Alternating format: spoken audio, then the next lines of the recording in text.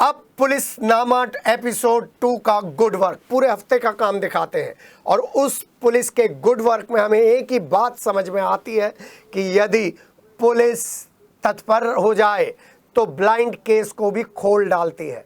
पुलिसनामा के इस दूसरे एपिसोड में हम बात करेंगे अमित की, अमित और रविता की, या रविता अमरदीप की, या सपेरों की, या बहसुमा के पुलिस के गुड वर्क की, या थाना टीपी नगर के अवैध धंधों की।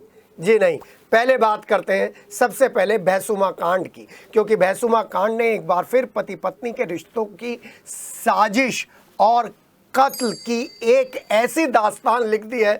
जो भी इस दास्तान को पढ़ रहा है, जो भी इस साजिश को सुन रहा है, देख रहा है, वो अपने घर में थोड़ा सा सशंकित है, क्योंकि इस साजिश में, इस कत्ल में भेंट चढ़ गई 2 छोटे बच्चों की जिंदगी, क्योंकि अब दोनों ही अनाथ हैं। पिता मौत के मुंह में समा गए हैं और कातिल मां जेल की सलाखों के पीछे है। 2 छोटे छोटे बच्चे हैं, साथ में बूढ़े माँ बाप भी सहमे हुए हैं। उन्हें तो मालूम ही नहीं था उनकी बहू, जिसको वो इतने चाव से दुल्हन बनाकर घर लाए थे, वो रविता कातिल है।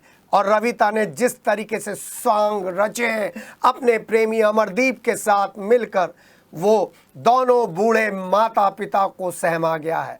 पति की गला घोंटकर निर्ममता से हत्या कर दी गई, मौत को हादसा करार देने की कोशिश की गई, सपेरे से सांप खरीदकर बिस्तर में डाल दिया गया, सुबह चाय लेकर छोटे बच्चे को मृतक अमित के पास भेजा गया। बूढ़े माँ बाप सोच रहे थे कि शायद हमारे बच्चे की ये मौत नेचुरल है, क्योंकि बिस्तर में मिला है सांप और सांप के काटने से हमारे बच्चे अमित की मौत हो गई है।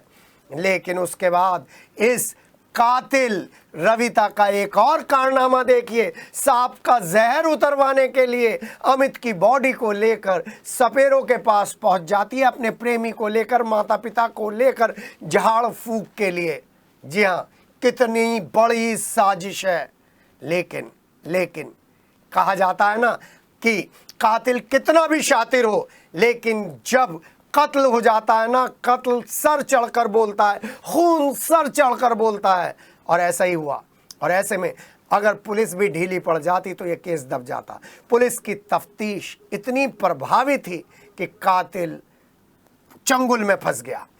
पीएम रिपोर्ट आने के बाद तो बहसुमा की थाना अध्यक्ष इंदु वर्मा ने ज़बरदस्त ड्यूटी दिखाते हुए, ज़बरदस्त कार्रवाई करते हुए कातिल रविता और उसके प्रेमी अमरदीप को सलाखों के पीछे पहुंचवाने में कोई कमी नहीं छोड़ी।